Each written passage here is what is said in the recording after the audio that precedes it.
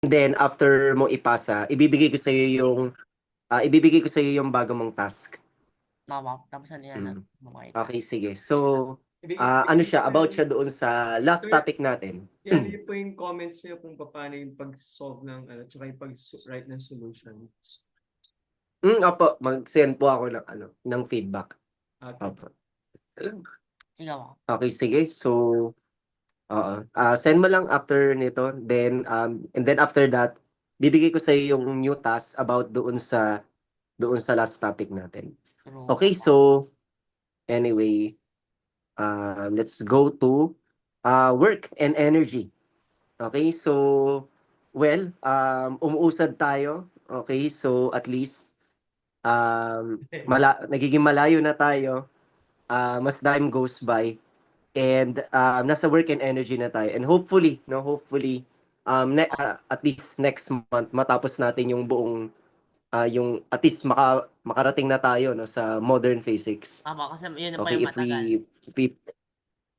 if we push this even further, so ano naman tayo, twice a week naman tayo. So ang format kasi natin is every meeting iba-ibang chapter. So ano tayo to, fast pacing For now. kasi ano lang naman to, Modern general physics, or fundamental physics standard, so yun yung ini-impose ko. So anyway, so we're now with work and energy. Okay, so we're done discussing what are forces. Again, forces causes motion, so they cause motion, and if we want to predict what would be the motion of the object or particles, then kailangan alam natin yung complete description nung forces na nag-act dun sa system. So if we know the forces and we know the initial conditions, then actually we can predict what would be the behavior or motion of the particles. Just like yung ginawa natin sa air resistance. So dahil sa air resistance sa falling, alam natin na merong gravity, air resistance. So from Newton's second law, na predict natin ano yung magiging velocity niya as time goes by. And na-discover natin na kapag greater than sa terminal velocity, the particle will slow down until ma-reach niya yung limit. Then kapag lower sa terminal velocity, so the particle will speed up actually, until ma-reach niya yung terminal velocity. So na-predict natin yung ganung behavior by just knowing yung forces na nag-act doon sa body, so yun yung power ng Newton's laws. Ngayon naman nasa work and energy tayo, so we want to define what is energy, so first is what is work, or work W, denoted as W. It is a scalar quantity, it's a number, it is a number na magbibigay sa atin ng feel or intuition kung meron bang effect yung force doon sa object.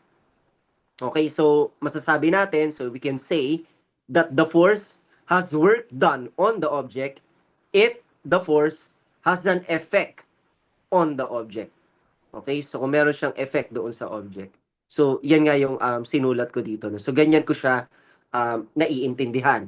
So in mathematical terms, so work is just the dot product of the force vector and the displacement vector. Or F times displacement times cosine of theta. So the theta there is the angle between the force vector and the displacement vector. So for example, your object moves from here up to here. Okay, so nag-move yung object from left to right due to the force that is directed in this direction. Okay, so yan yung nagpa-move doon sa object. Then after the force acts on the object um, moves, okay, to the right, then magkakaroon siya ng displacement na delta x, So dapat itong delta x na is okay, it is a vector, ayan siya. Okay, so that's your delta x, now, take note na itong formula ng work na to is valid only for constant force. If the force is varying, hindi na pwede tong formula na to. So we should change it into integral. So later on, no, makikita natin yun. So anyway, so what we can say, no, dito sa work is that there are three components of this, right? The force, the displacement, and the angle.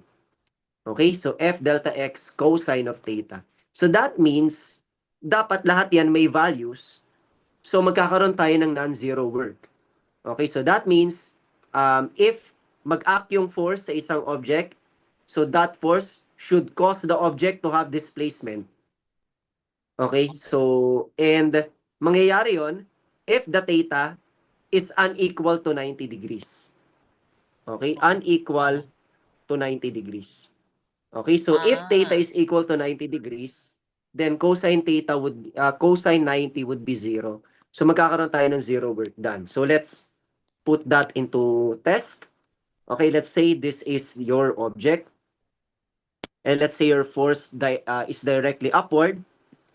Okay, and we can say na if the object moves in this direction, let's say merong nagpapamove sa kanya in this direction, so this is the displacement. Okay, so yung force, wala siyang effect dito sa displacement. Wala, because kasi yung force is perpendicular doon sa displacement. So the force has no effect.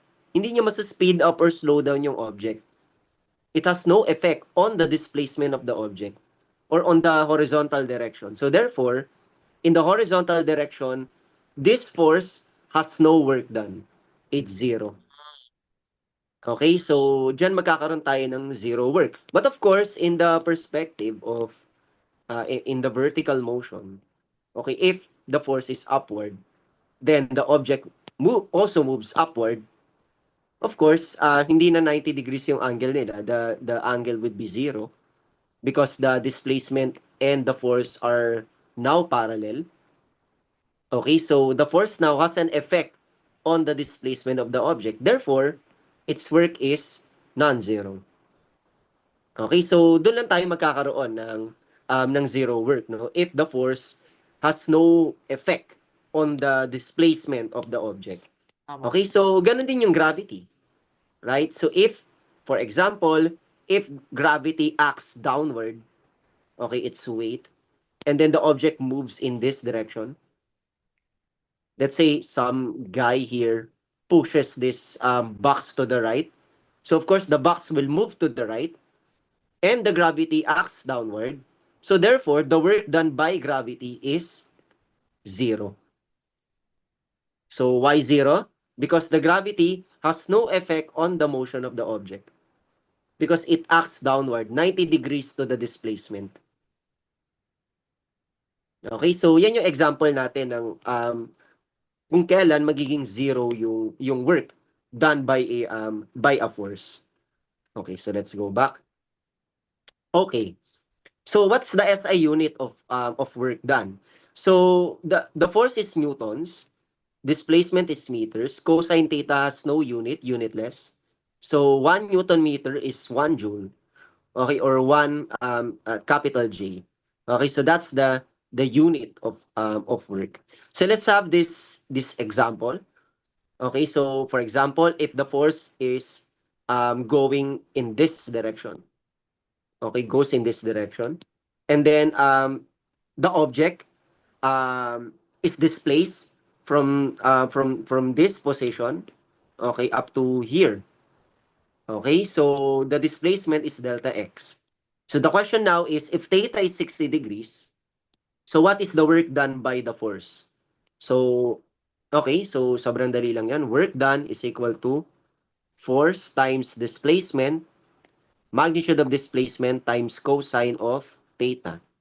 So force is 100 newtons, okay, times 10 meters, times cosine of 60 degrees. So 100 times 10 is 1,000. Tama. Okay, 1,000 Newton meter. And then cosine 60 degrees is 1/2, right? Tama. 1/2. So therefore, it is equal to 500 joules. Okay, so that is the work done. So since work is non-zero, therefore, the force has an effect on the displacement of the object. Okay, so may effect siya doon sa displacement ng object, no? So that is the work done by the force. Okay, so let's move on. So what if the force changes? Okay, what if nagbabago yung force, no? Kasi dito, the force is constant, right? It doesn't change. Like if the force acts here, then 100 newton siya, and then hanggang makarating dito yung object, the force is still the force applied is still 100 newtons. So the force is constant all throughout the motion of the object. It doesn't change. So in that case, the work done is given by this formula. However, this formula is a special case. Okay, special case siya in a sense na valid lang siya kapag yung force is constant. But what if the force is not constant? So I mean, if the box is right here, so the force is F, then nung nakarating na dito yung object, F2 na yung force, then pagdating dito, F3 na, pagdating dito, F4, then pagdating dito, F5. I mean, the force varies, right, along the path. So, ang maganda niyan is i-graph natin yung force with respect to position. Because the force changes with respect to position now. Okay, so if we graph it, let's say this is the graph.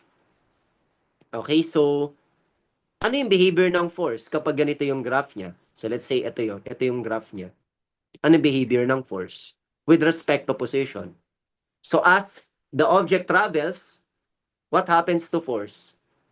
Generally increases mo. Okay, it increases, right? So ang nangyayari, the scenario is we increase the force as the object travels. Okay, so yun yung ginagawa natin, no?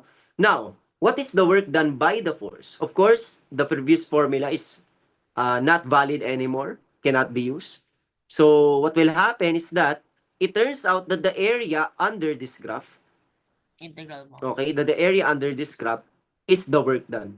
Mm, Okay, so of course, the area under the graph is given by this function. So f of x is the force function, dx. And remember, f of x dx is the area of the strip, tama. right? So it's the area of the strip. And then we add those strips. And how many of them should we add? Infinite of them. So therefore, we have integral. Okay, so we add this infinite strips. So magkakaroon tayo ngayon ng integral. And it turns out this f of x dx integral is just the work done. Okay, so work done now is equal to integral of force times dx. Okay, so from initial position to final position. Okay, so that means, okay, the work done is invariant of the path. Okay, it is invariant of the path. So let's say this is your position. Okay, let's say let's mag ano muna tayo sa 2 dimensions, no? So let's say this is your x1, y1, x2, y2. Okay, so any path, okay. So so as long as you have the same force, okay, the work done is independent of the path taken. Okay, it doesn't matter. So nagmamatter yung endpoints, no? Yun yung nagmamatter sa work done. So i-elaborate natin yan mamaya yung pagiging independent ng work done sa path taken. Okay, so saan lang nakadepende yung work? Sa initial and final position and doon sa force applied. Okay, doon siya nakadepende. Wala siyang pakialam kung ano yung path taken by the particle. It doesn't matter. Okay, so yun lang yung nagmamatter dyan. Okay, so anyway, elaborate natin yung mamaya. And in fact, this one is a general formula. Okay, general formula siya. Wait lang. Ano pala po, 'di ba, di ba po may integral with respect to displacement is yung work nga po. What is the derivative with ano po? What's the derivative with respect to displacement? parang wala pa nun. Baka wala masyado pong uses. Oo, oo, oo. Wala pa nun. Opo. So, hindi, ang alam lang natin, di ba, is dx over dt is velocity. Instantaneous velocity. So, yung pa lang so far, yung nako-cover natin. Opo. Okay, anyway, so, actually, this is a general formula. I can derive this formula, the first box, okay, using this. Okay, what if the force is constant? Work is equal to force dx. Okay, so, or f of x, force function dx.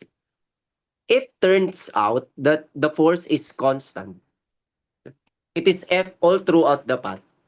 So, we can bring it out of the integral. So, f and then dx from xi to xf. xi to xf. And then what will happen? F by fundamental theorem, x from xi to xf, right? Kaya So, what will happen now? Fxf minus xi. What is xf minus xi? delta x po.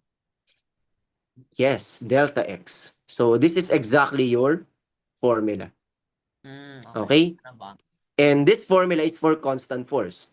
Eh sir, paano naman po natin makukuha yung cosine theta? Kasi 'di ba?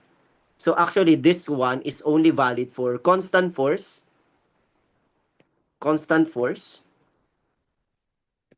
and theta is equal to 0 degrees. So that means the displacement and the force are parallel. Oh. Okay? Dito sa formula na to, may nakikita ka bang cosine? Wala po. Wala.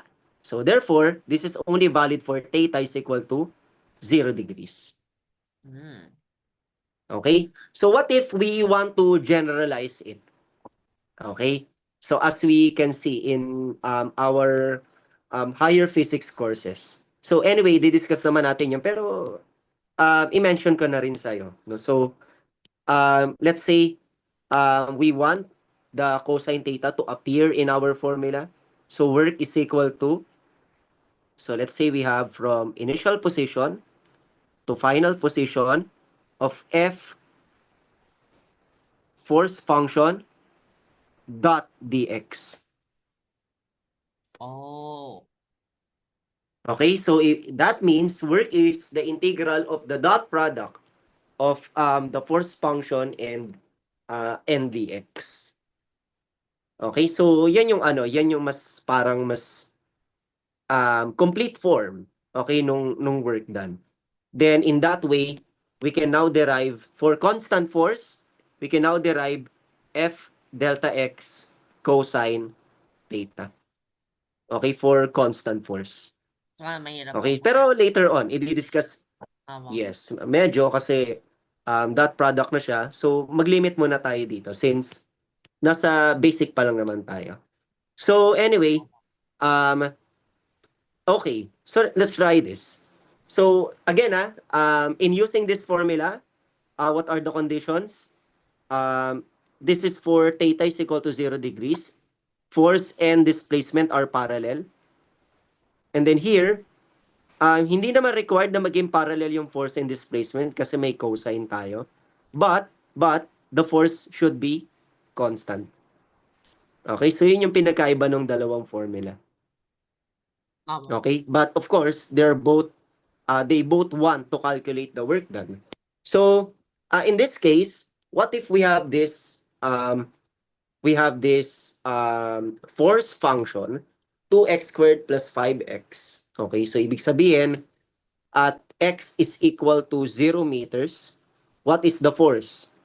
F is equal to 2 times 0 plus 5 times 0, the answer is 0. So that means at 0 meters, the force is 0 newtons. Okay, at x is equal to 2 meters, what is the force?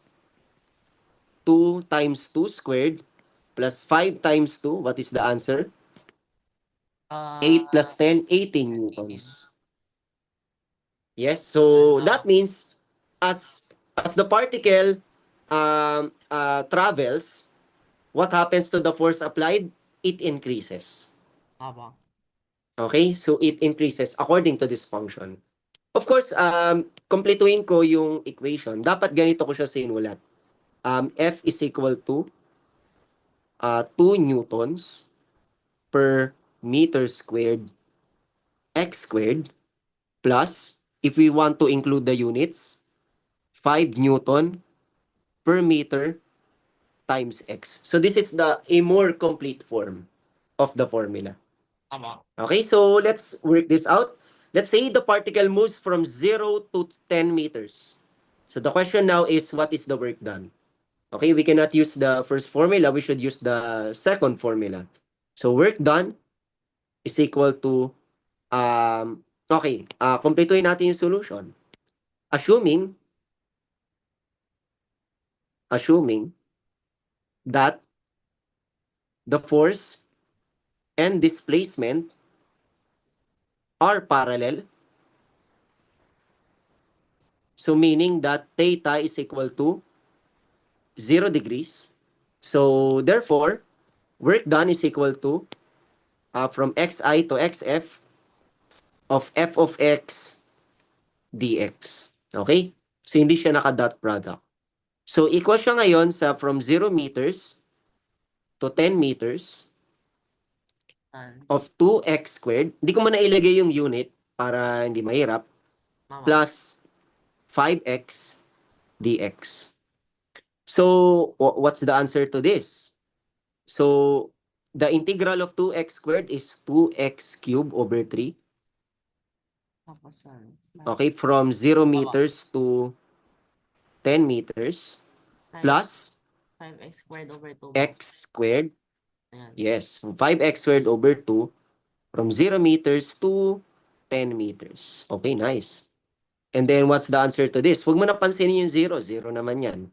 So magkakaroon tayo ng 2 times 10 cubed over 3 plus 5 10 squared. Of course, kapag syempre lumalaban ka na sa mga competition, dapat mabilis ka syempre okay, 0 naman eh, di ba?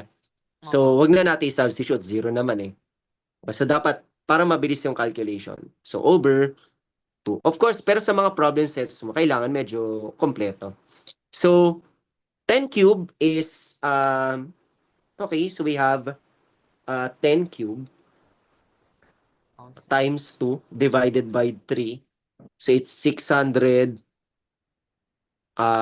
Okay, gawin natin sigurong fraction muna, no? So, 10 cube is 1,000. So, we have, 66 squared.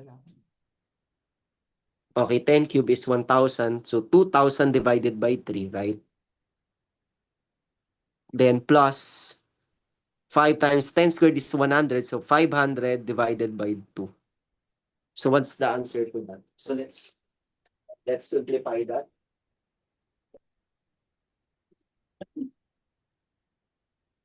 Okay, so we have 2,000 divided by 3 plus 500 divided by 2. So the simple answer is 2,750 over 3. 2,750 over 3. Joules, of course, kasi work done yung kinukuha natin, di ba? Tama. Okay, so, or, in decimal term, 916.67. Kumulang pa po sa ano. Okay, or, kumulang pa sa kilojoule. So, let's say you want a more complete solution of this. So if you include the unit, hindi kasama sa mai-integrate yung unit. Okay, so that means this is also equal to of course may unit to, 'di ba? 2, what's the unit of that?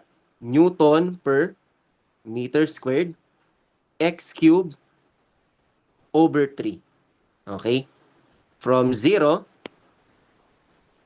meters to 10 meters plus 5 Newton per meter x squared over 3 ay over 2 from 0 meters to 10 meters. Okay, so siguro mas maganda kung may unit ikaw na ilalagay. So, let's continue this. Okay, so magiging 2 Newton per meter squared times 10 meter cube over 3. Okay, so magiging ganyan siya. And then, next is what will happen? Plus 5 Newton per meter times 10 meters squared. Palagi may isasama yung unit sa algebra. Okay, so what will happen? 2 Newton per meter squared. What is 10 meter cube? So 1,000 meter cube. Okay, and then divided by 3. Plus 5 Newton per meter. And then 10 meters squared is 100 meter squared. Okay, divided by 2. Okay, so malapit na. So we have now, so in the numerator, so we have 2,000. Okay, and then what will happen to meter squared and meter cube? What happened to meter cube and meter squared? Newton meter Okay, na po. so okay, makakancel kasi nasa baba yung meter squared. So magiging Newton meter. Then divided by 3 plus so what's 100 times 5? 500 Newton meter. Yun po. Newton meter. Okay, so consistent, di ba? Over 2. And then this will become, yung sagot natin kanina, 2,750 over 3 Newton meter. And we know that Newton meter is joules. So this will become 916.67 Newton meter. Okay, so that is our, or joules pala. Okay, always express it in joules. Okay, so at least nakita natin how these units are manipulated, no? Kung paano sila included sa algebra. Okay, sa buong process. Okay, so I encourage you na ito yung gawin mo. Kasi ito yung important sa science. The cancellation of units and what would be the final unit. Or if the final answer would be unitless. Okay, because the units are very, very important in science. True. So, very important sila. So, anyway, okay, so let's proceed to energy. Okay, kasi sa energy na tayo. So, nice. Sa Pero ano energy. pala po, meron ba pong explanation sa work being the joules din po sa energy? Kung bakit yung energy din yung joules? Nawa. Oo, kasi yung work and energy are related eh. So, i-connect natin sila mamaya. Sige po. So, related sila. So, you will discover that work is just a change in energy.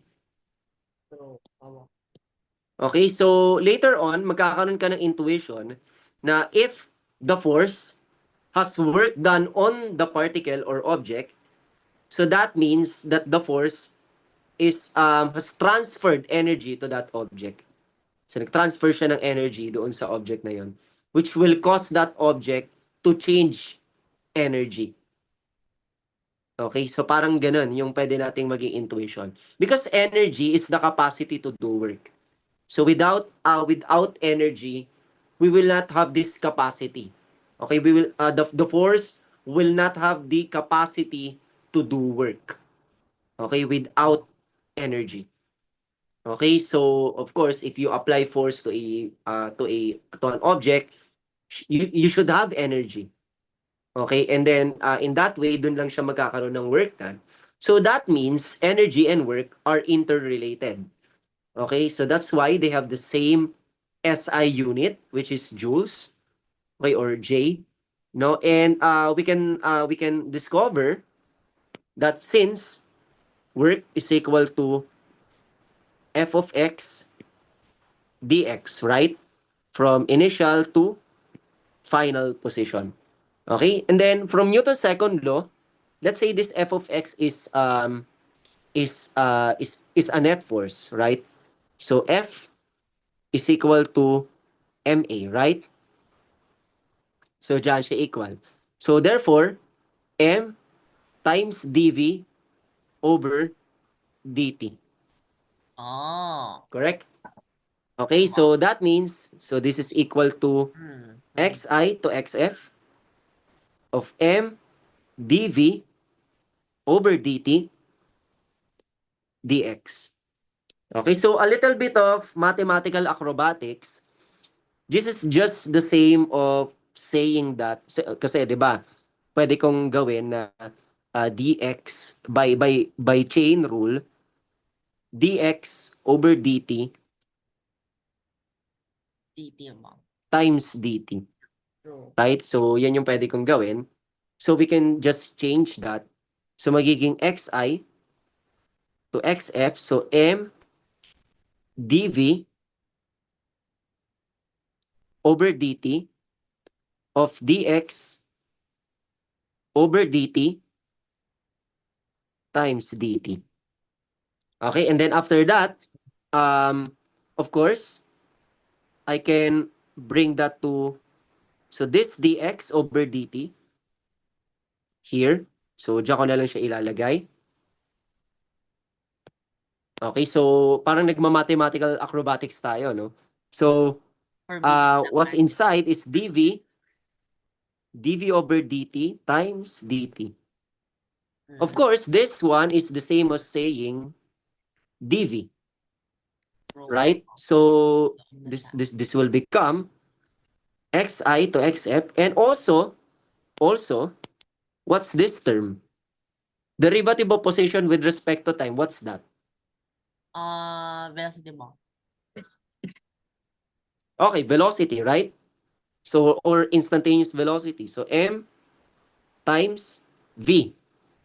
And then, this one is dv. Oh, No. so meron tayong v dv. Oh, No. we can integrate this further. So, of course, this change of variable will require us to change this xi to xf to vi to Wala. Nakikita VF. ko na po yung nangyayari. Okay? So, at least, so m, then what's the derivative, integral of velocity with respect to V squared velocity? over 2. So, Yun na po. v squared over 2. From vi to vf. Okay? And then after that, this will become 1/2 MV squared. Ayun na pala.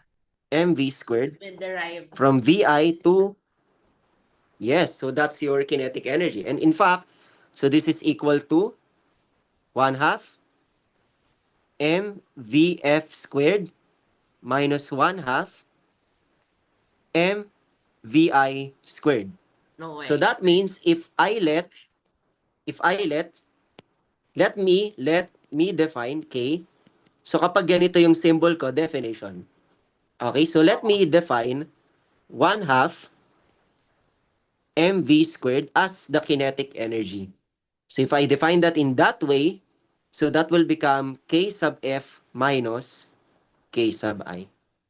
So that means work is just the change in kinetic energy. No. It can't So, be. so this is now the famous work energy theorem. Okay? So they are interrelated. So what this means is that if the force is applied to the object and the object changes kinetic energy, so that means the force has work done on the object. And in fact, that work done is the change in kinetic energy. Okay? So actually, ginawa ko na yan dito, pero gusto ko din siyang isulat. So ito siya. Okay? So ito yung parang shortcut version. Then ito yung nangyari. Okay? So let's say we have a force, again assuming that the force and displacement are parallel, kasi dun lang limited yung integral natin. Okay? So that means if I apply force to the object, then the object will change velocity from v1 to v sub 2. Okay, or from VI to VF. It's up to you kung anong gusto mo. So V1 to V2 or from VI to VF. So that change in velocity corresponds to a change in kinetic energy, right? So corresponds to a change in kinetic energy. And that change in kinetic energy is exactly the work done. So we don't need to determine what is the force applied. Di na natin kailangan. And we also don't need to determine what is the displacement. We just need to determine the mass of the object and its change in velocity. Wow. That's all. Okay, so that's all we need. Okay, so let's move on. Okay, dinerive natin yung famous na kinetic energy. Kinetic energy.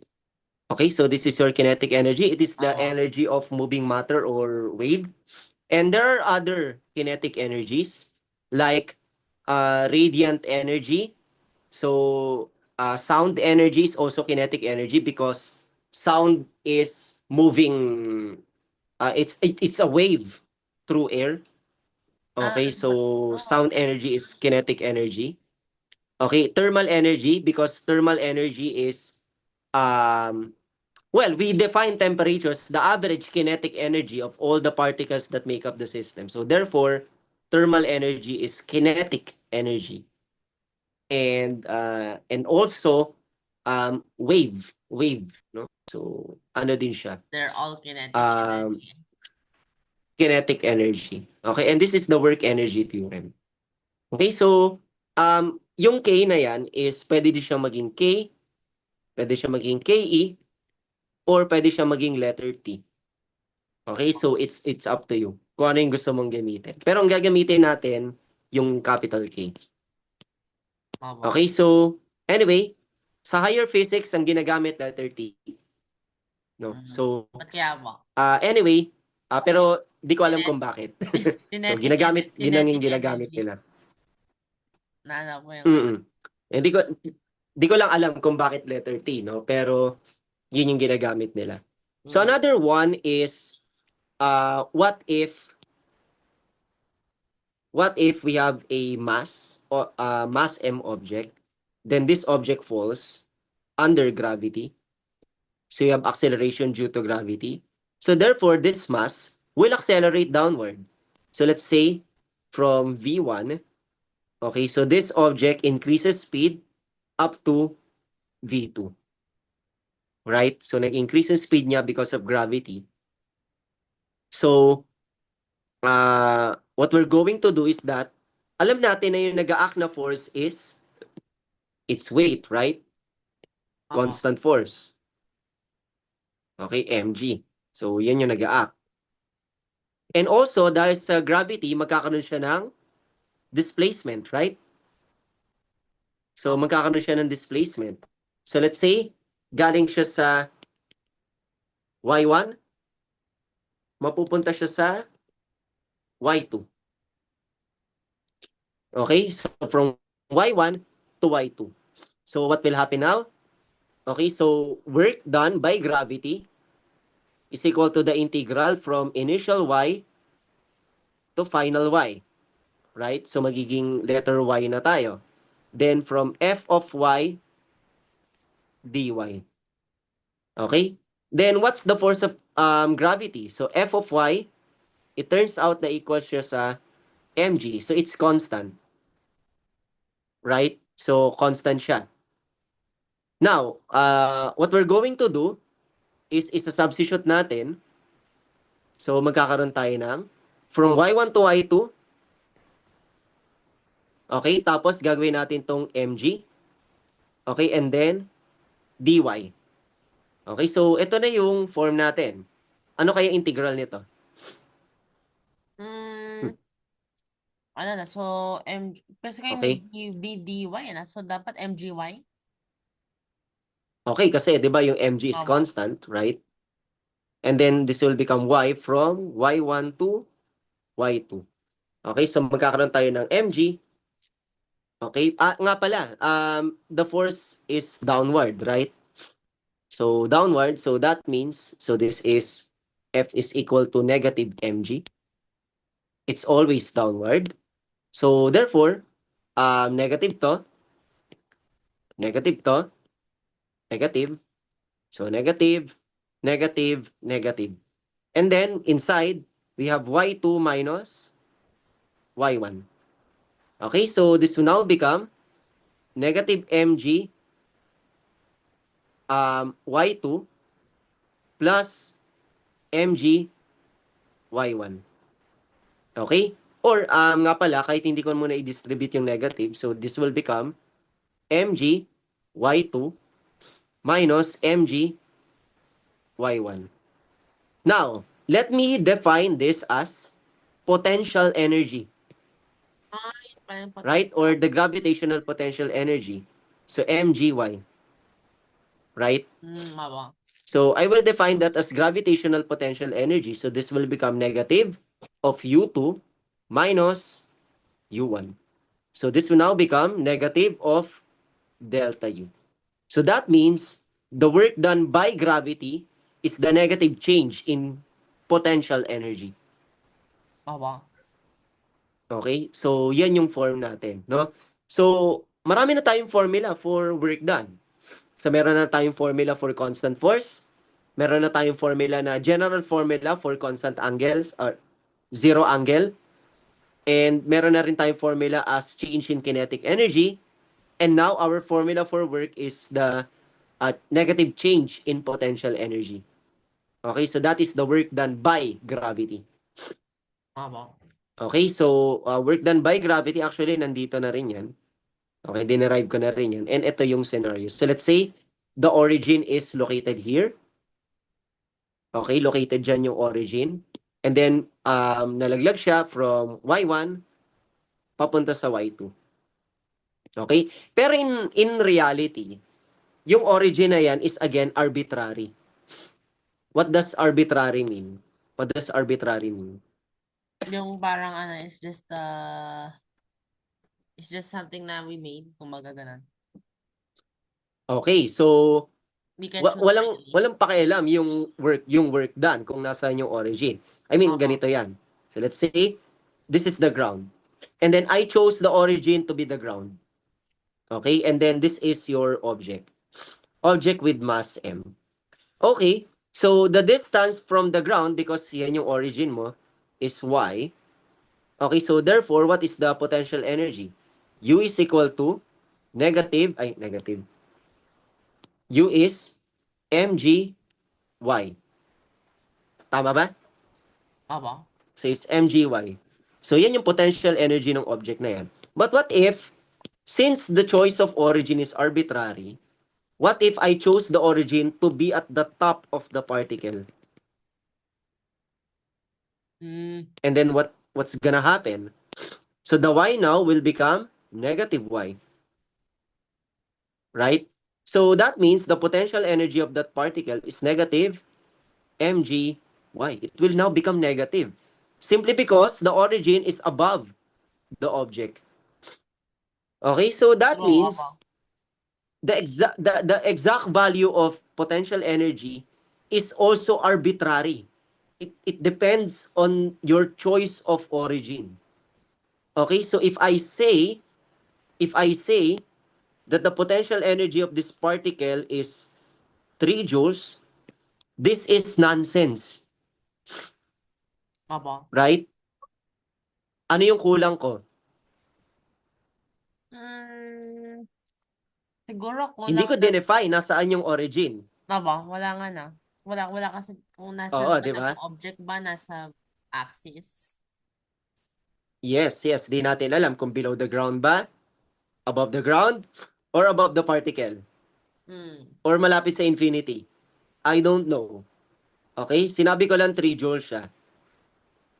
Okay? Or pwede kong gumawa ng assumption, okay, siguro with respect to the ground. Aba. Okay? Pero syempre, yung 3 joules is not a special, hindi yan unique. So the value, always remember that the value of potential energy is not unique.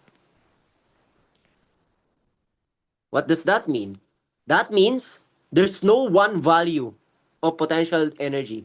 there are infinite values of potential energy for one object. With respect to something. Okay, so that means, yes, it's always with respect to something. So that means the potential energy of this object can be 3 joules. This can also be 2 joules. It can also be negative 1 joule. It can also be 1 million joules, if you will. It can also be negative 2 times 10 raised to 8 joules. I don't know. It's always with respect to something. And sa lahat ng potential energy na to, hindi nagbago yung position ng particle. Nandyan lang siya. True. Tama. Okay? So, I mean, yung potential energy niya can be any value which depends on its position in space, or its not position but its distance from your chosen origin. Okay, so yun yung arbitrariness, no? But okay, let's repeat the procedure. Let's say this is the object, and nalaglag yung object due to gravity, due to the influence of gravity. And let's say we choose the origin to be the ground. Okay? So pinili natin yung origin na ground, no? So that means this object will have a initial potential energy, and then magkakaroon siya ng final potential energy. Right? So magkakaroon siya ng final potential energy. So the work done would be negative U2 minus U1. Right? Tama. So yan na yung work done ng gravity sa kanya. Tama ba? Tama. Okay? Ngayon, we switch the origin. Let's place the origin below the ground. Let's place it here. Okay? So that means, dahil nagkaroon na siya ng bagong distance, magkakaroon na rin siya ng bagong value ng potential energy from magiging U2 prime na to, yung isa magiging U1 prime. Bagong value. Tama. Tama ba? Kasi nagbago tayo ng origin. So, that means, magkakaroon tayo ng work done, prime, is equal to negative U2 prime minus U1 prime. Does that mean na if the values of potential energies are arbitrary, it depends on the origin, yung work done din ba is nakadepende sa origin? It turns out no. The work done would be the same. Tama. Okay? So that means, yes, it's the difference. Nagbago ba yung distance nito nung Hindi naman nilipat ko yung origin? Hindi. So that means, even though the values of potential energies are arbitrary, which is dependent on your choice of origin, the work done itself does not depend of your choice of origin. It is invariant on your choice of origin. Okay? So, nakadepende lang siya kung ano yung displacement mo. Tama. Okay? So, yun. So, at least nalalaman natin. No? So, that means there's only one value for work done. Pero yung corresponding potential energies, they can be any value. No? Depending on your choice of origin. So, at least, na-clear natin no yung arbitrariness na yan ng potential energy. Tama. Okay, so that is the work done. Work done by gravity. Dapat yung lilagay ko dyan. We also have elastic potential energy. Okay, so let's say we have a spring. Okay, we have a spring. Then yung spring na yan, in-stretch ko by X units. Okay, from, let's say itong broken lines na to. Ito yung equilibrium position. Okay, so that means yan yung original length ng spring. Okay, so Tama. if I don't touch the spring at all, hanggang dyan yung spring. Then if I stretch the spring X distance from that equilibrium, so that spring will acquire potential energy. And that potential energy is the elastic potential energy. Okay, so the elastic potential energy is equal to 1/2 kx squared. Okay, so dyan siya equal, no? So 1/2 kx squared. So that's the elastic potential energy. So what is K? Yan yung spring constant. Okay, K determines how strong the spring is. So ibig sabihin, if the spring is hard to compress or stretch, that means its K is high. Okay? If the spring is easy to compress or stretch, its K is low. Ah, Okay? okay. So that means K determines the strength of the spring. So the more that the K is high or have a large value, that means your spring is strong. Okay, Pero it's hard to pero ano naman po stretch siya it na, or it will be hard for you to le- compress. less Yes? elastic po siya as a result. Yeah. Yes, oo. So mahirap siyang ma-stretch or compress kapag mataas yung K, no? So yan yung nagde-determine. And then the X is yung yung layo nung na-stretch mo from the equilibrium position. Then multiply mo lang siya sa 1/2. Okay, so yan yung elastic potential energy. Actually, you can derive that from what we call the Hooke's law because springs follow Hooke's law. Okay, so F is equal to negative kx. What does this mean? So this F is the restoring force. Okay, restoring force. And then X is your displacement. Okay? So that means if this is your spring, you stretch it to the right. So that means your X, let's say this is the equilibrium position, yung X papunta dito. Right? Tama. So, but since sa formula may negative, so that means the restoring force will go in the opposite direction of the displacement. So, ibig sabihin, dito siya papunta. Yung restoring force. So that means if you stretch the spring wants to go back to its original length because of the restoring force. Okay? So if you stretch the spring wants to go back to its original length because the restoring force wants it or wants the spring to bring back to original length, no? So gusto niya bumalik yung spring sa dati. Okay? So yun yung nangyayari, no? Okay, because of this restoring force. So the restoring force is always opposite of the displacement. So palagi siyang opposite. Okay, so kapag naman kinompress mo yung spring, what will happen? Let's say this is the equilibrium. You compress the spring, so yung naging displacement niya is this one, x. So saan magiging papunta yung restoring force? In this direction, right? Tama. To the right. So that means the restoring force will bring the spring back to its original length, no, by pulling it to the right direction. Okay? Kapag binitawan mo siya. So pag binitawan mo yung spring, the spring will go back to its original length because of the restoring force. And bumabalik yung spring sa dati niyang length kasi nga meron na siyang potential energy. Kasi ano ba yung potential energy? Potential energy is stored energy.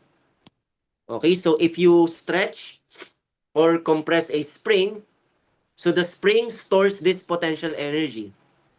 And then once nabitawan mo yung spring, what will happen to that potential energy? That potential energy will be released. It will be converted into kinetic energy. So if you release the spring, okay, babalik siya sa dating length because its potential energy, yung na-store niyang energy, is yun yung magagamit niya para bumalik sa dating length. Yo, mama. Okay? Tama. So that potential energy will be released. It will be converted into kinetic energy. So that's why babalik yung spring sa dati by this restoring force. Tama. Okay? And in fact, yan nga yung nagkakaroon ng work done eh, yung restoring force na yan, no. So yan yung nagkakaroon ng Yan yung nagkakaroon ng work done. Okay, so that means work done by the spring force equal to negative kx times dx, di ba? True. From initial length to final length. So, magkakaroon tayo ng negative k x squared over 2 from xi to xf.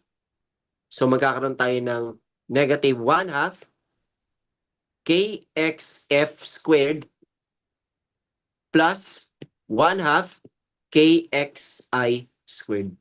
Or negative 1 half kxf squared minus 1 half kxi squared. Yan, magiging ganyan siya. Okay, and let me define this as elastic potential energy. No?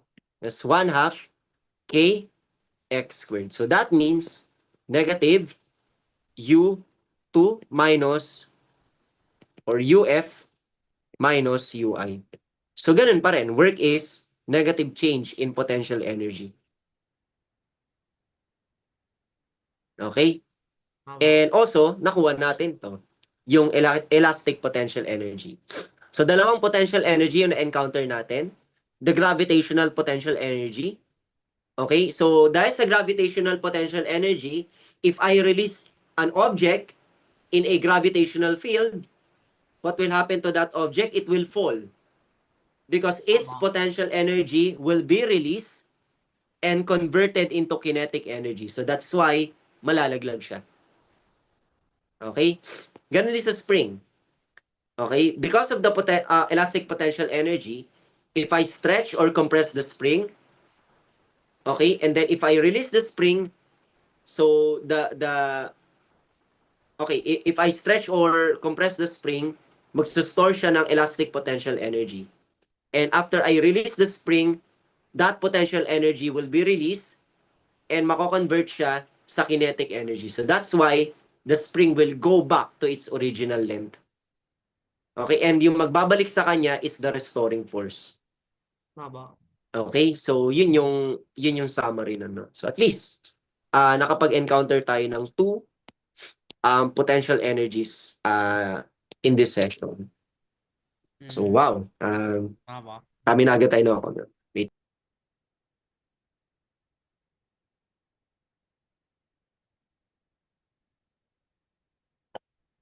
Okay, so let's go back. Sige. Okay, so anyway, try natin to example na to. Let's say meron tayong object na merong mass m. Okay, 0.26 kilograms. And then, okay, hindi siya nagmo-move. Let's say nasa ano siya, no? Paano ba yun? Parang siyang golf ball. 'Di ba? Golf ball. No? Ayusin natin. No, OC ako. Yan, golf ball. Yan. Okay? Tapos, you hit that golf ball. Okay, pinalo mo siya. So, from initial velocity, after mo siyang paluin, magkakaroon siya ng velocity na v sub 2 equal to 2 meters per second.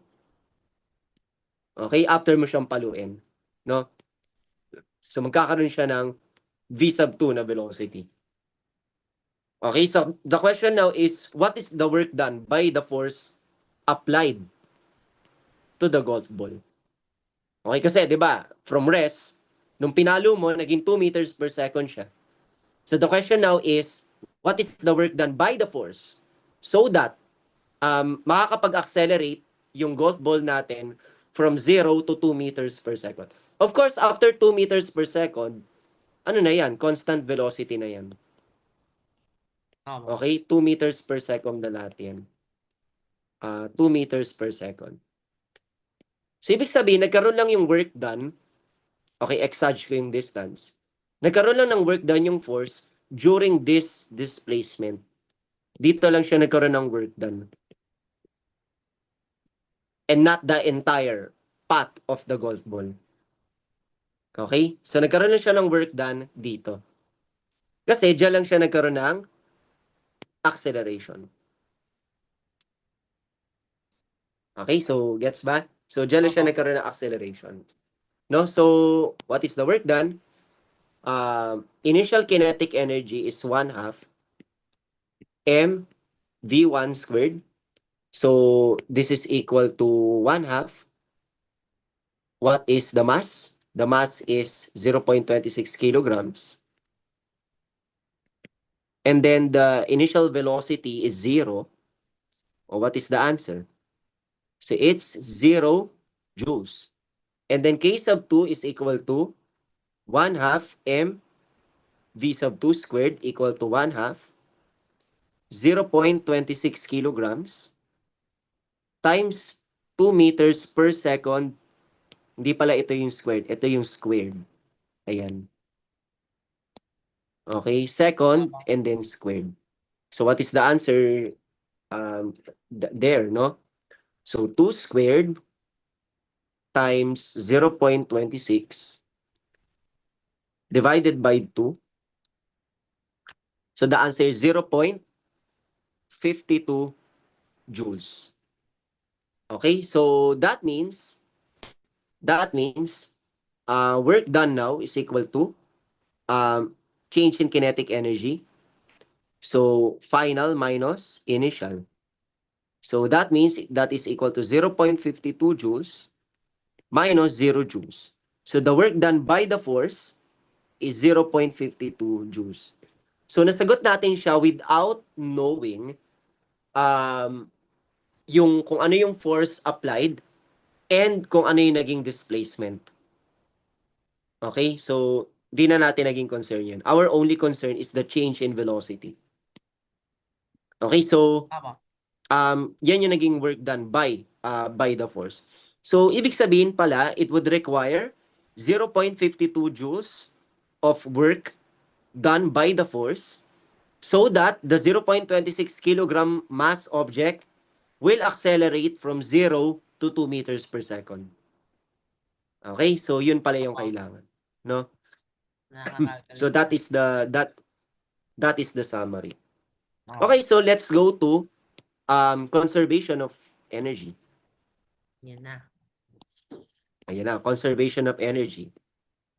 Okay, so mabilis lang talaga yung discussion natin kasi sobrang basic lang talaga nung nito. So magsa-start talaga tayo sa basic, no? Before tayong mag-discuss ng mga complicated soon. Oo, of course. Okay, so let's go to law of conservation of energy. So let's say I have a particle in space. Okay, so let's say this is your particle. So let's start at point 1 and then let's move the particle to point 2. Okay, so from point 1, nag-move si particle to point 2. And then ano yung naging path niya? This broken line. Okay, so yeah, ito yung naging path ng particle natin. So we can say that this object has total energy. And that total energy, I will define that as the sum of its kinetic and potential energies. So that's the total mechanical energy. So what we call the total energy or total mechanical energy. Okay, so by the law of conservation of energy, so under a gravitational field, okay, actually pwede nating gawing technical yan mamaya. So under a gravitational field, the total energy of a particle moving through space, okay, must be conserved or constant. Okay, so under gravity, the total energy must be constant. Yun. Tama. Okay? So if we want this to be more technical, okay, because gravity is classified as a conservative force. Meron ba bang hindi? Okay, conservative force. Meron bang hindi conservative? Tama. Yes, meron. Magnetic force is not a conservative force, no? Mm, So, i-discuss natin yan soon kapag nasa higher classical mechanics na tayo. Okay? So, yung gravity is conservative kasi isa sa mga defining features ng conservative force is that its closed integral must be 0. So, yun yung isa sa Yun, mga requirement. yun yung ano, Okay? quality. So, it's path integral must be 0. Pero syempre, i-define na lang natin yung soon kapag nag-higher physics tayo. Iba po But yung, anyway, iba po yung ah mirroring. yung Yung integral po yung mirroring. yes, yung may Ayun ring. pala po ba? Ang cute na. Opo. Ang cute nun. So anyway, okay, in general, under conservative forces, okay, E must be conserved. Okay? And also, under a conservative force, the work done by that force, work done by that force must be path independent. Ah. Okay? At So that parang ano means, po na, sa magnetic kasi po, yung depending on yung direction yung in its field, mag-iba po na. yes. Oo. So at least no, Ganun pala. meron ka ng prior knowledge. So halimbawa, ito yung ground. Okay, lagay ko na yung origin sa ground. And then ito yung mass mo.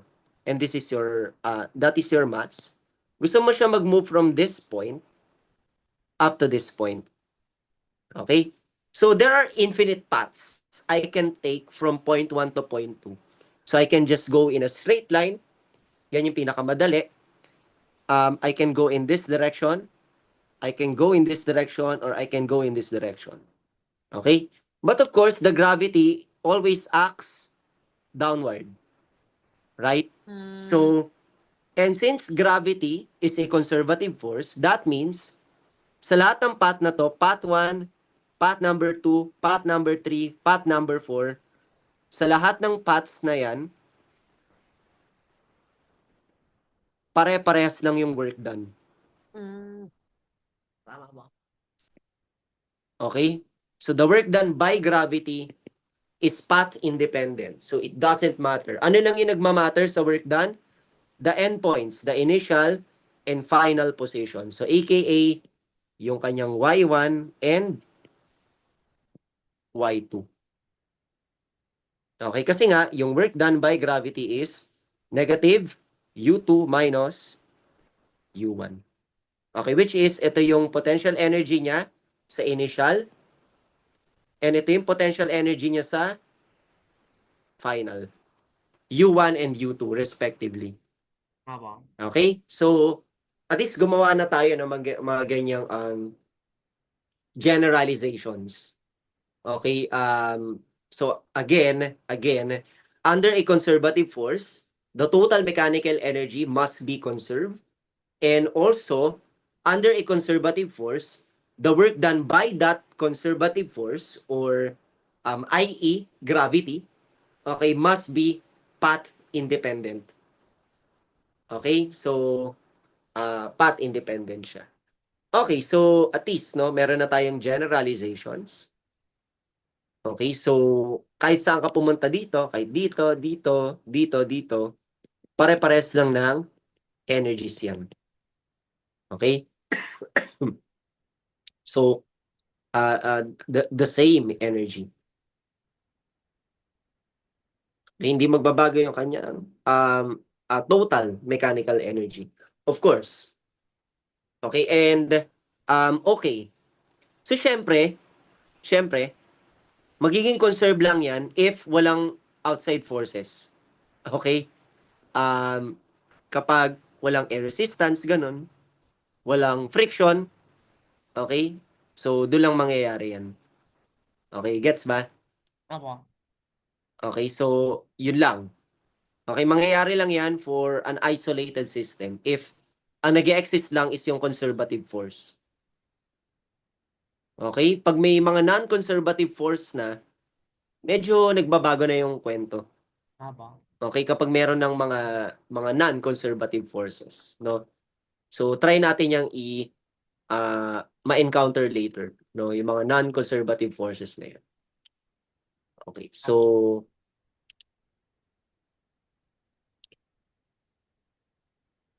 Okay, anyway.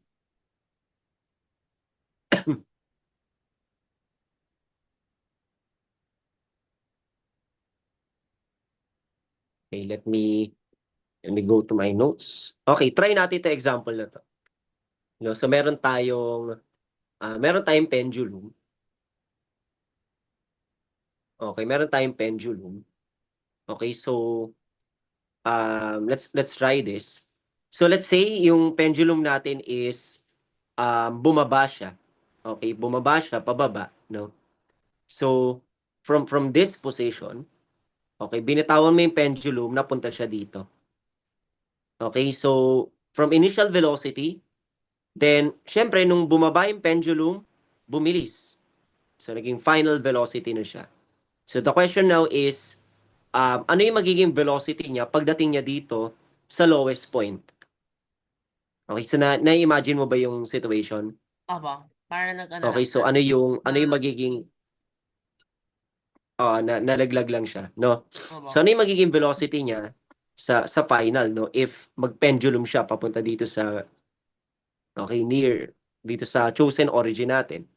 So again, so dahil yung energy is conserved under siya ng gravitational field, okay, so yung energy dito, okay, at yung energy dito must be conserved, right? So it must be conserved, no? So mangyayari is that yung energy dapat parehas lang sila. Okay? So dapat parehas lang sila. So mangyayari, let's expand this. K1 plus U1 equal to K2 plus U sub 2. Okay? And then what will happen? So magiging 1/2 M V1 squared plus mg y1 equal to 1/2 mv sub 2 squared plus mg y sub 2. Ayan. And then, since yung m is common sa lahat ng terms, so pwede natin sila i-cancel. And then, let's multiply this equation both sides by 2.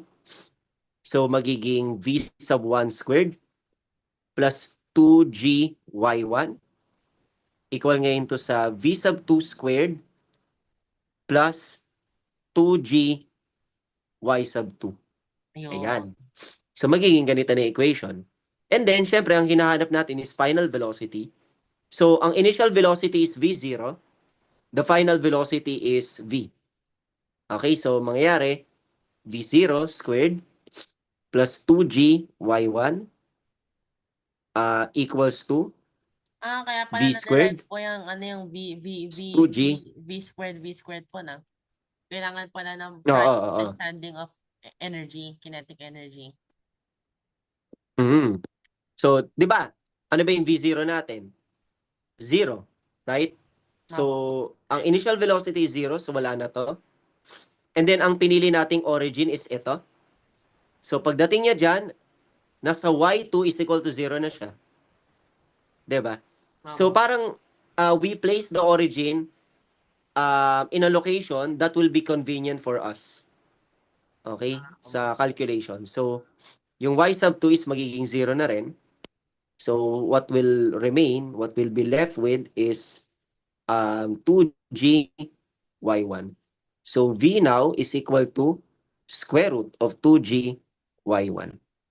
Okay, nice. So, magkakaroon tayo ngayon ng square root of 2 times 9.8 meters per second squared. Okay, times y1. Y1 is 0.5 meters. So, the value now is square root of what? Square root of 2 times 9.8 times 0.5. So, ang sagot is 3.13 meters per second. Okay, so from 0, nag-accelerate siya sa 3.13 meters per second squared. Ay, meters per second. Tama.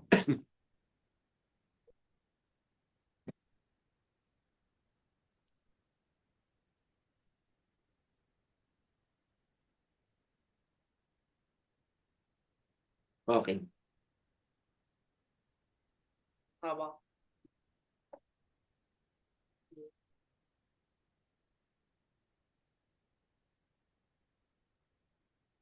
Okay, sige. So, let's proceed.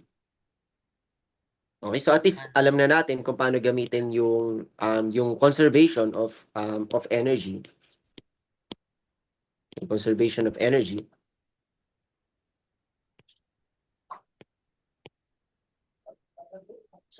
Okay, so nga pala no, itutuloy natin yung discussion nito, itong part na to. Okay, next meeting, okay? So mas magiging ano pa tayo no. Try nating i-include yung iba pang mga points. Isasama ko sila dito sa notes. Okay, para organize. Okay, sige. Punta muna tayo sa force and potential energy. So actually, force and potential energy are related. They are directly related, right? And in fact, the force is the negative gradient of the potential energy. Okay? Where this notation is called the nabla operator. Oh. Okay? So it is called the nabla operator or the gradient operator. And gradient operator is a vector. Actually, equal siya sa I hat partial over partial x plus j hat partial over partial y plus k hat partial over partial z. Pero turuan kita ng isang shortcut nito. Actually, this partial over partial x can be we can use this. Okay? And then yung Tama. ito, partial y, I can use this notation.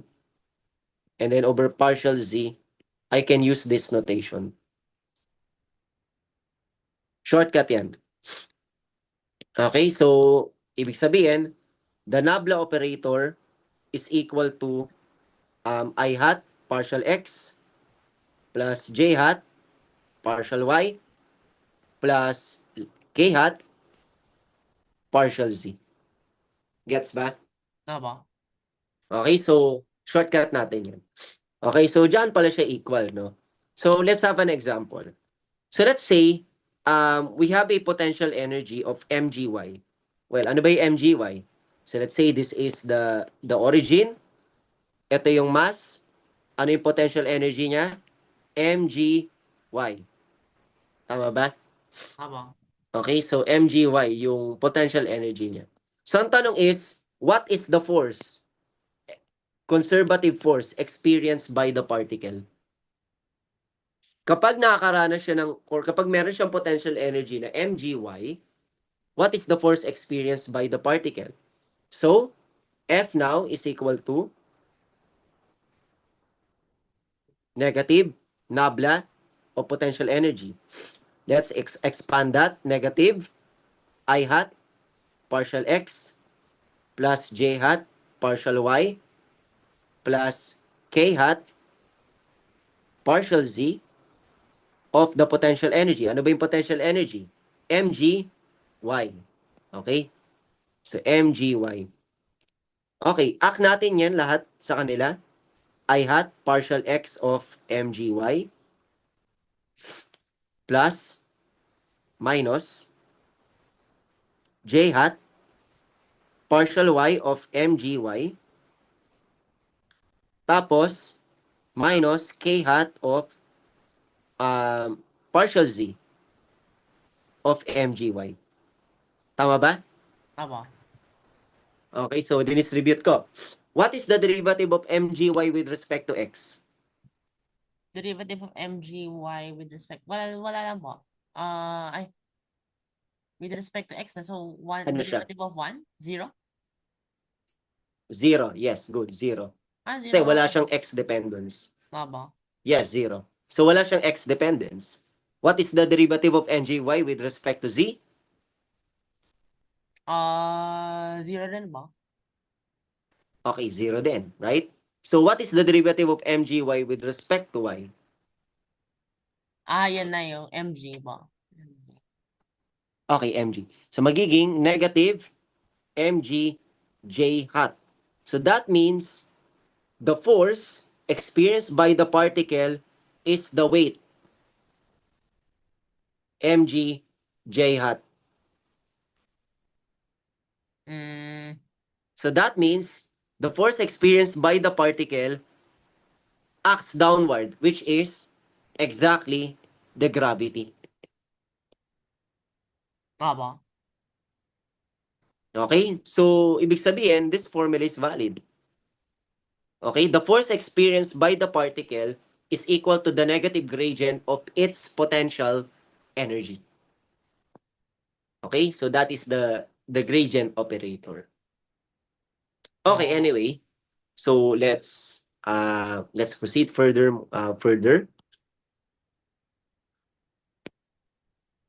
So let's go to power. Okay? So the power And or the power. average power is equal to um work done divided by time. So we want to calculate the work done by the force per unit time.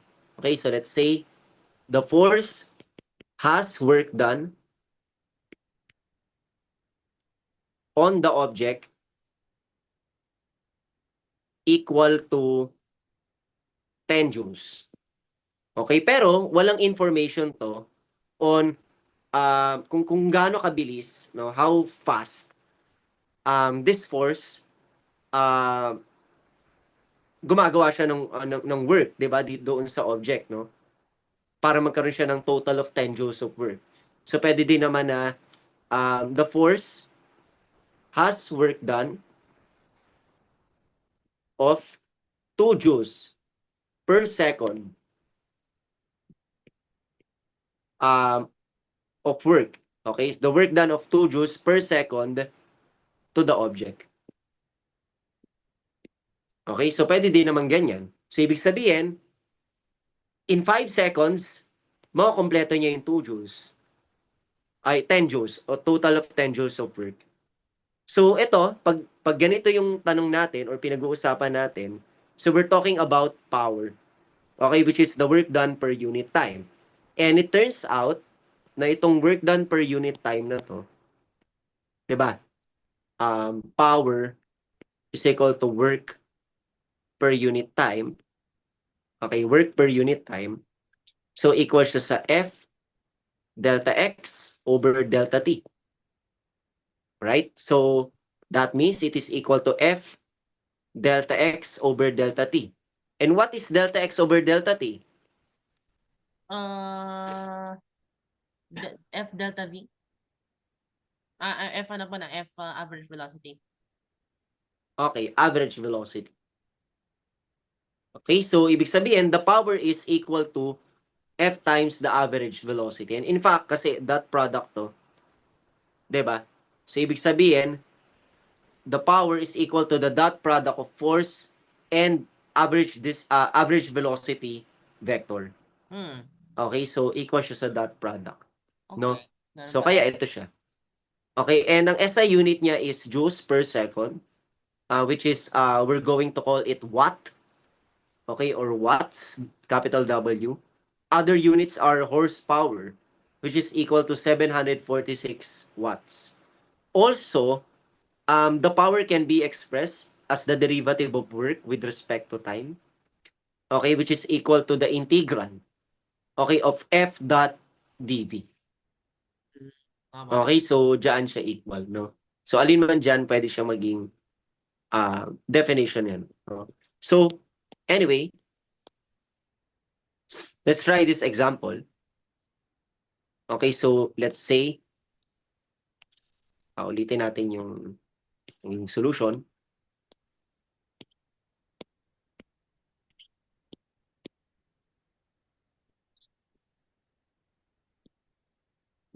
Okay, so let's try this. Okay, it's too messy. Ayan. So ito yung original problem, no? Okay, so let's say we have an object on an inclined plane attached to this string. Okay, naka-attach siya dyan sa string na yan. And the mass of the object is 70 kilograms. And then the velocity is 2 meters per second. No? So, kasi ang gagawin kasi ng motor is the motor will pull this object along the inclined plane at constant velocity. Okay, equal to 2 meters per second. Okay, so the question now is, what should be the required power of the motor to do that? Okay, para ma-lift natin siya ng 60 meters above the ground at constant velocity. Okay, so what is the required power by the motor? So let's use this formula. Okay, so we have magagamit ba natin yung formula? Siguro ano na lang, yung Medyo, so constant velocity 'di ba?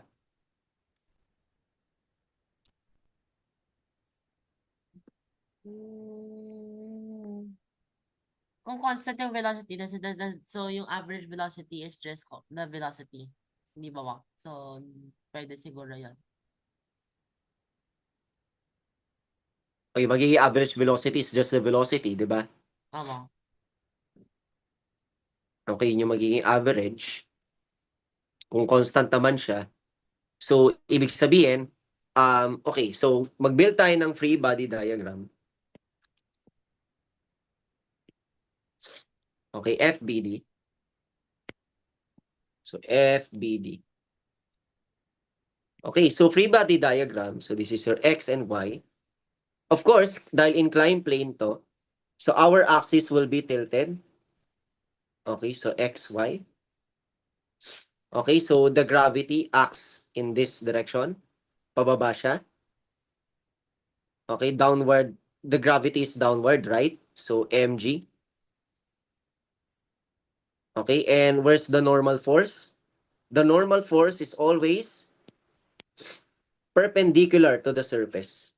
Okay, so that is the normal force. Okay, so normal force yan. So dito naman siya papunta, normal force. Tapos yung tension is papunta dito. So that is the tension force. Okay, so yan yung tension force, no? Okay, pwede na natin siyang i-plug in dito. So what will happen is that this will be the weight, mg, and then ito yung magiging normal force. And then this will be the tension. Okay? And then of course the angle of the inclined plane will be equal to this. Ayan. So kompleto na yung ating free body diagram, right? So now okay, in the x-axis magkakaroon siya ng x component. Okay? So weight of x, weight along x, and this is the weight in the y direction. Okay? So ito na yung components niya, no? And then what's next? Anong gagawin natin? Okay, so what will happen is that the sum of the forces along x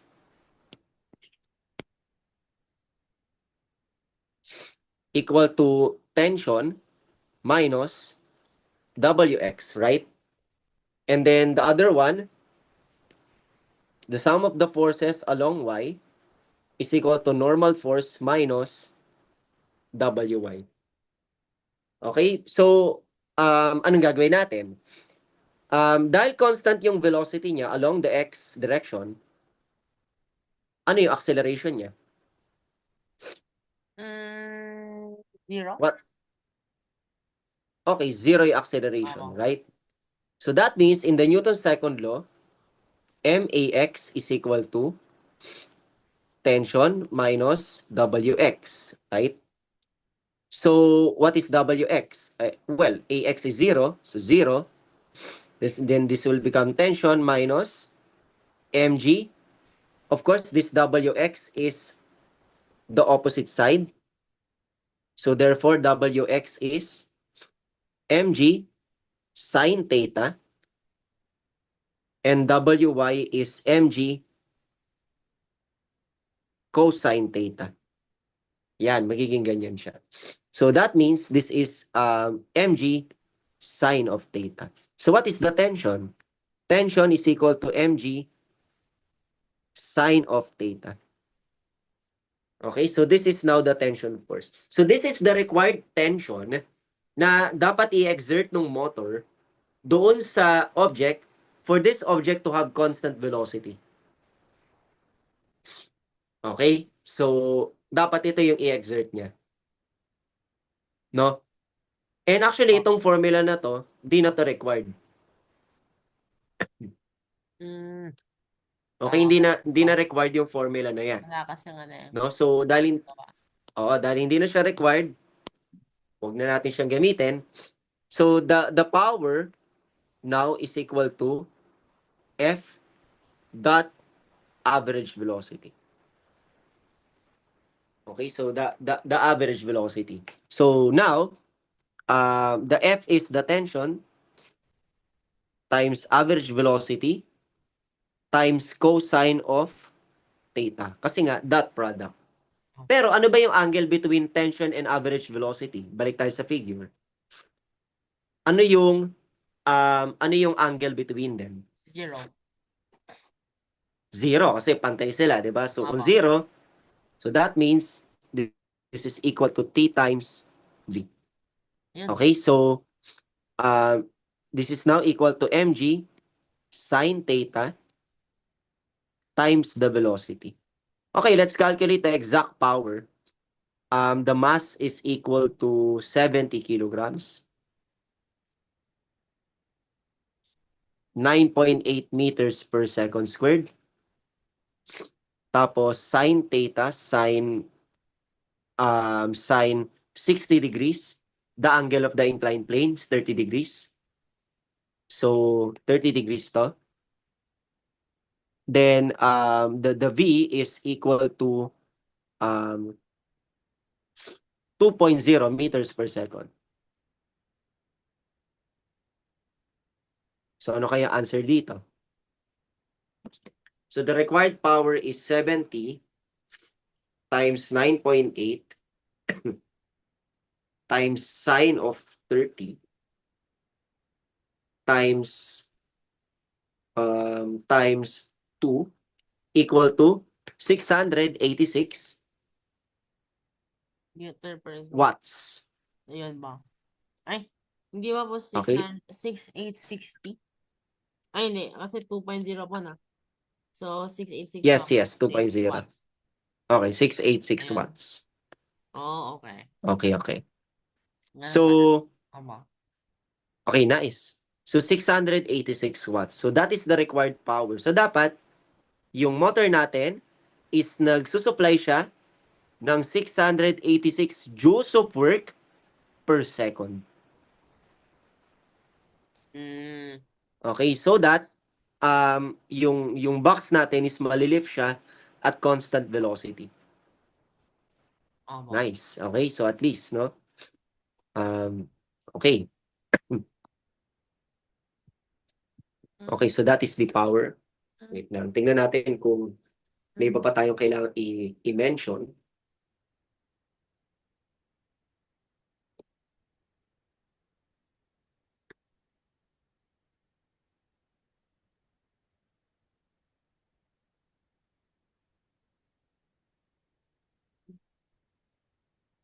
Hmm.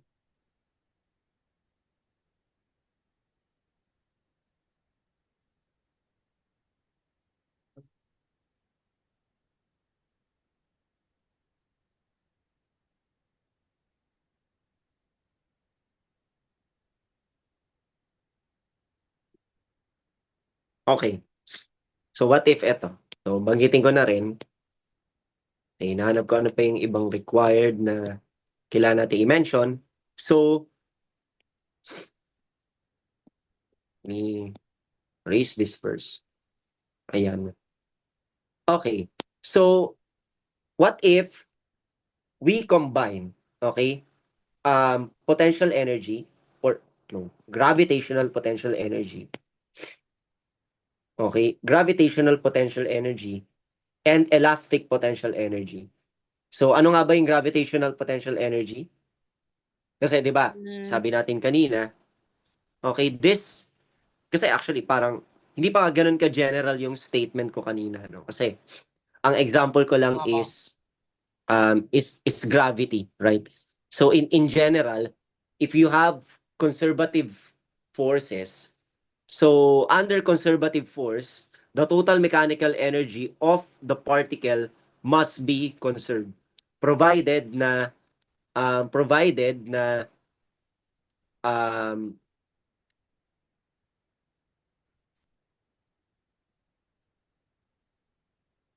na syempre hindi siya nakakaranas ng non-conservative forces, right? Kasi Opo. ano 'yun eh, magbabawas yan ng ano, 'di ba? ng ng energy. Okay, kung hindi, kailangan nating i-modify yung equation natin. But anyway, no? Um okay, wait lang.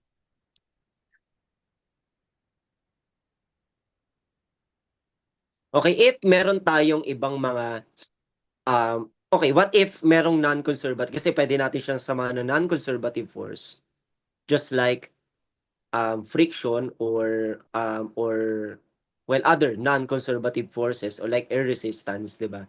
Mga non-conservative forces. So, we need to modify our conservation law. Okay, ito, linawin natin, no? So, let's say we have in general, okay, in general, okay, so in general, potential energy must be in this form, right? Opo. Okay, so in general, we have K1 plus U1 plus work other equals to K sub 2 plus U sub 2. Okay, so ito na yung Opo. ito yung mas general form natin, no? Okay, kasi ano ba tong potential energy na to? So this potential energy is not only gravitational potential energy, this is not only elastic potential energy, it can be a combination of elastic and potential. Okay? So if there are two acting forces like the elastic force and the gravitational force, of course, ano yung magiging total potential energy ng particle? Okay, gravitational potential energy plus elastic potential energy. Okay, So, if may, ganyan siya, ibig sabihin, there are two forces, di ba? There are two meron ba bang forces. system that was made to, kumbaga, maximize the number of, potential energies o kaya kinetic energy? Hindi naman. Well, we can imagine a system na sobrang daming potential energy and we can imagine that, no? Kumbaga, System. But of course, it will become spring po, more. parang elastic po siya, tapos may heat lahat talaga ng ang dami pong kakalculate. Oo, pwede. Pero, mm, parang ano eh, siguro particle. Oo, yung particle, Opo. naka-attach sa spring, tapos nagmumove siya because of thermal energy and so on. Of course, it will become complicated. But, Opo. well, we can, of course, kapag physicist, gusto natin, simple tayo mag-iisip.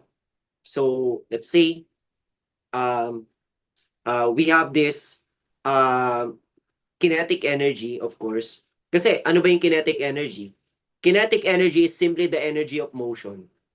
Okay, so that means we just need to measure the initial and final velocity of the particle and then makukuha na natin ano yung potential, kung ano yung kinetic energy, right?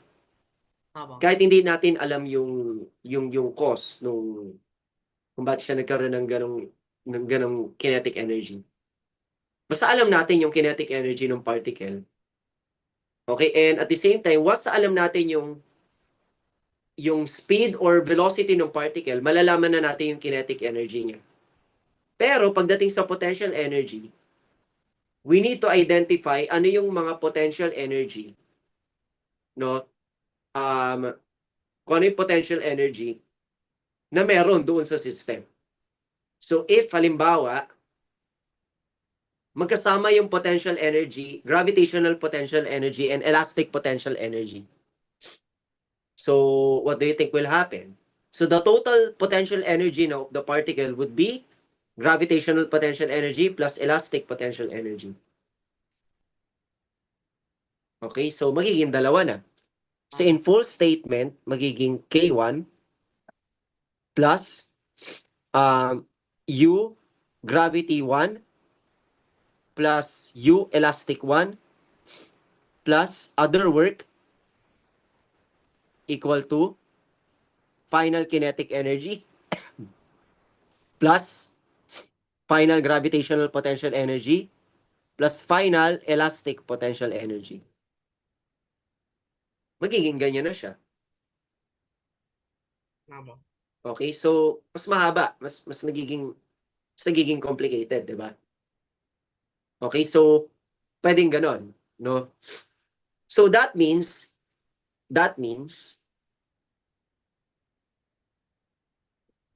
the total energy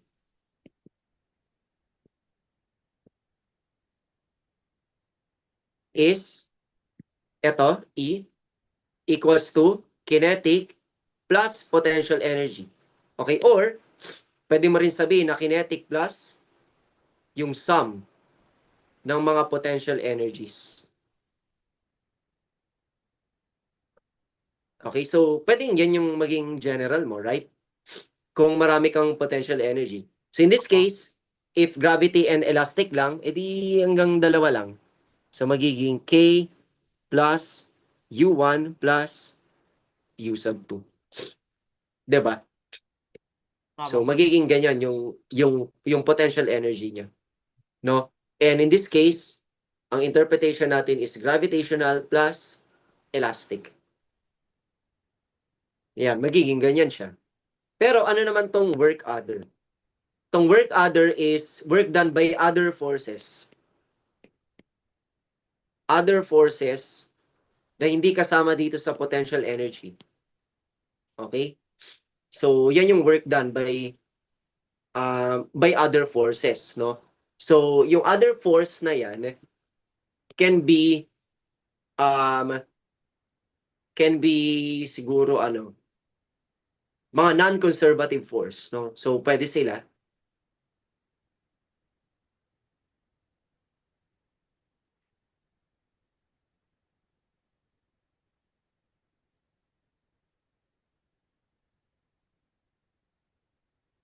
Okay, so halimbawa, by other forces, let's say mga non-conservative force, no? Kagaya ng friction.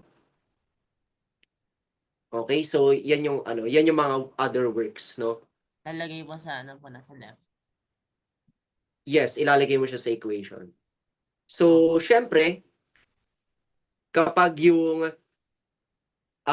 kapag meron tayong isabihin kapag yung work other mo is positive, that means it will increase the total energy of the system.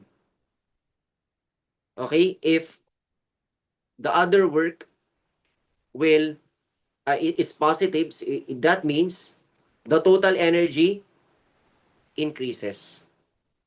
Tataas yung energy, right?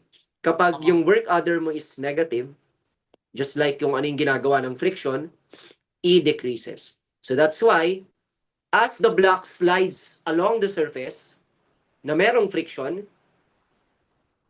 so ano mangyayari? So that system will release heat Tama. due to the friction. And the total energy of the system will decrease. And yung nabawas na energy is mako-convert into heat. Tama.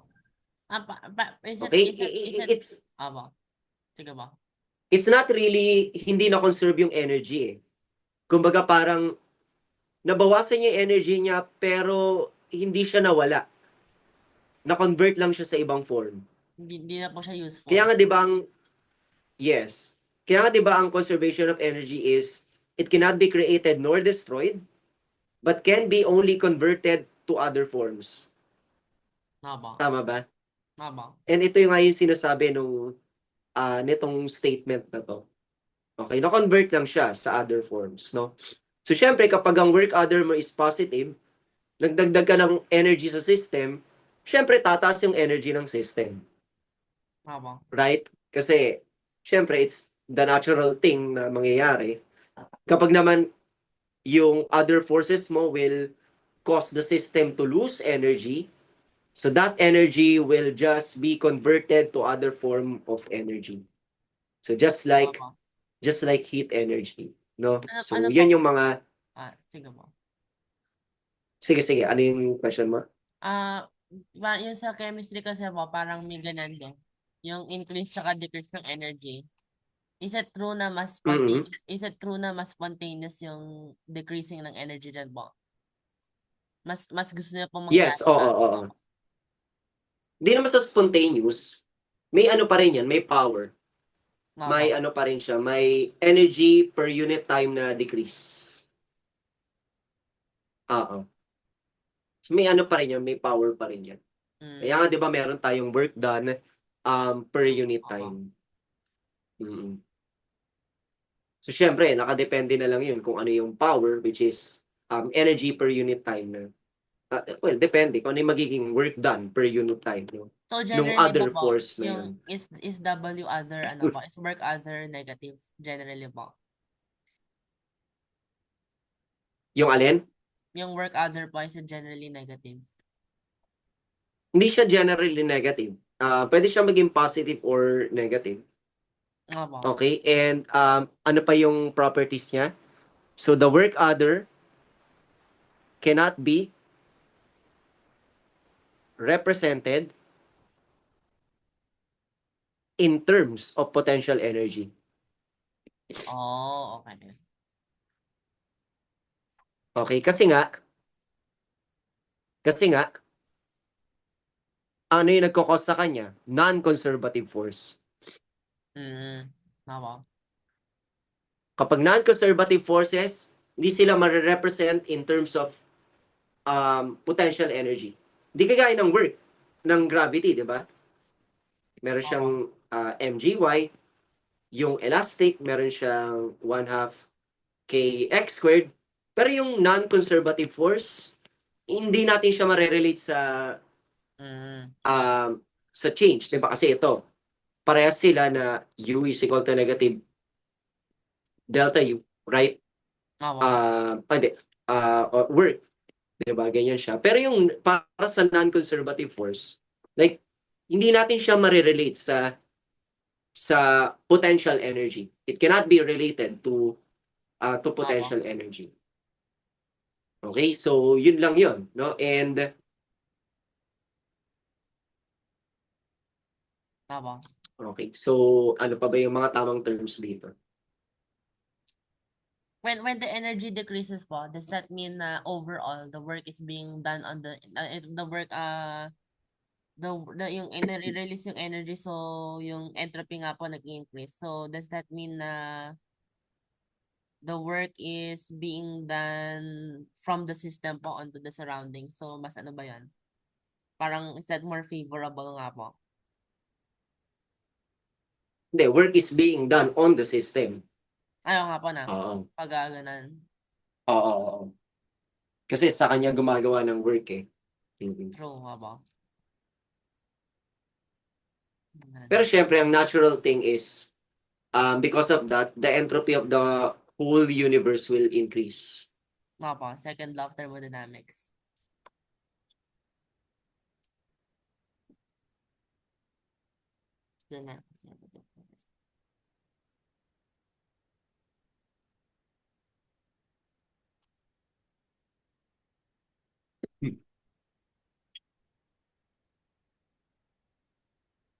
Okay, so ibig sabihin yung friction, ano yung ginagawa niyang work? Again? Ano po na? Non-conservative siya, so Okay, so ang ginagawa ng friction is gumagawa siya ng negative. negative work naman, done. negative work. Kasi Yes. gina-release niya as heat po na. Yes, oo. So, gumagawa siya ng negative work done. However, ang trick dyan is, pwede nating pansinin yung tinatawag na internal energy ng system. U. Yes, internal energy ng system. No, or pwedeng U internal. Yan. So, internal energy of the system. So, that means the work done can be equal to the negative change in the internal energy. Pwede natin gawin yan. Opo. Okay? Kasi, bakit? Let's say, meron tayong block na nag-slide sa floor.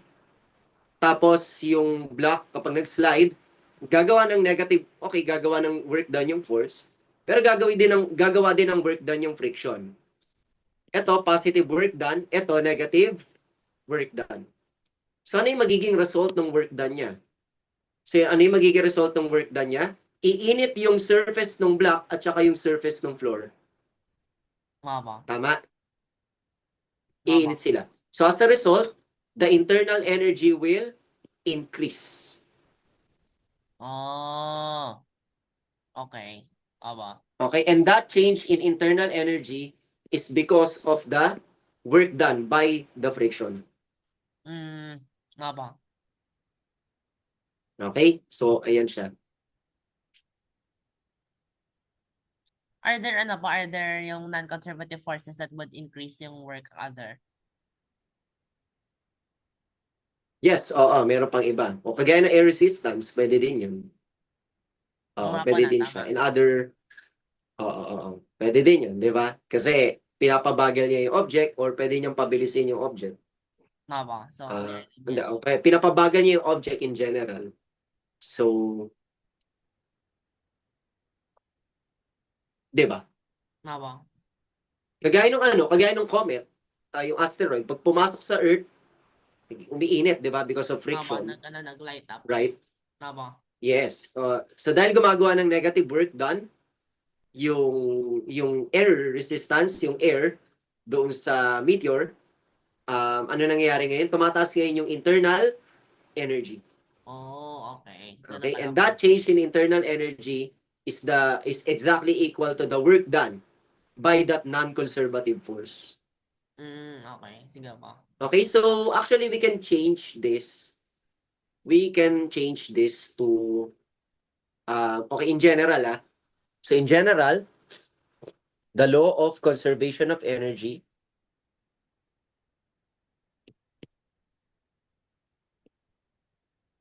can be written in this way. Change in kinetic energy plus change in potential energy plus change in internal energy equal to 0. Okay?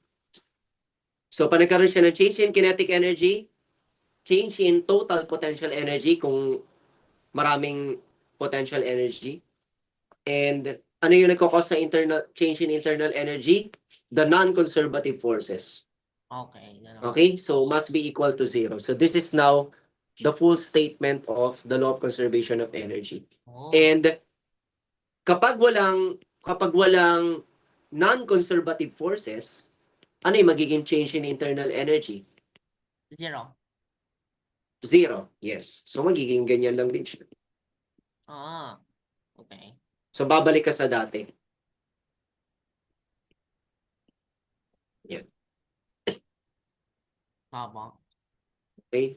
So, at least, naging general, no? Yung, naging generalized tayo. Okay? Pero, again, hindi dinedestroy ng non-conservative forces yung energy. Kino-convert niya lang sa ibang form. Opo. Because, again, energy cannot be created nor destroyed. Diba? Ganun pa rin. Sumusunod pa rin tayo sa rule. Na, does that mean that the non-conservative forces violates the law of conservation of energy? No. Anong rebut natin doon?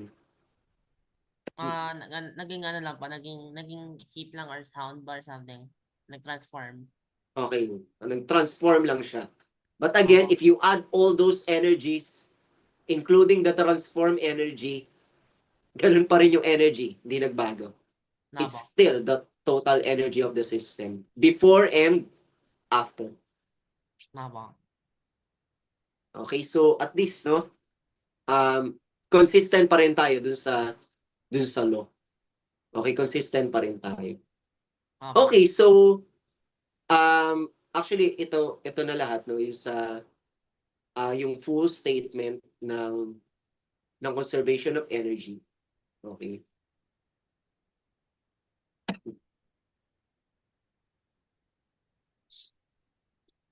Sure no.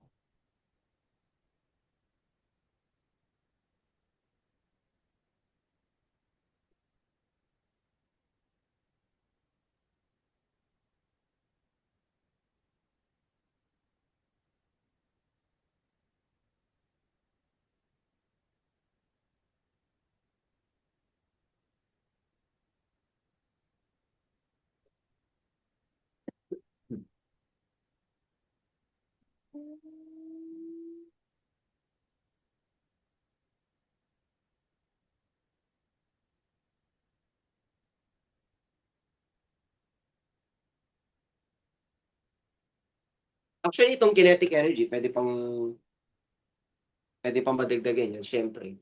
'Di ba? Opo. Kasi marami yan, no? So, let's say meron kang translational kinetic energy, meron kang rotational kinetic energy, magiging included lahat yun. Opo. Mm-mm. Yes, magiging included lahat yun. Okay, so at least, no, nagkaroon tayo ng general statement. Okay, so bigyan kita ng ulit ng task for Newton's laws and work and energy. And then, ipasa mo ulit sa akin, then i-check ko. Then, okay, so kung meron ako ika-clarify sa topic natin ngayon, gagawin natin yan. Okay, sa next meeting. And magpo-proceed na tayo saan na tayo? Nasa momentum and impulse na tayo. Impulse. Okay, Sure ba? so, yes, wow. Wow. Ayan, malayo na tayo. Saka ano po, Okay, sige. So, nakita ko nga po parang nagko-connect na since dati po sa may thermodynamics sa chemistry, parang ganun na rin ba? It explaining it all. oo. Mm-mm-mm. So, unti-unti yan, magme-make sense na sa'yo kasi Opo. inuulit mo. Oo, inuulit mo siya. Okay, sige. So, thank you, no? Thank you Thank you ba? for this meeting. Okay, so Opo. see you on Saturday. Thank Okay, you ba? Thank you ba? bye, bye. Bye-bye ba? Thank you ba? Sana.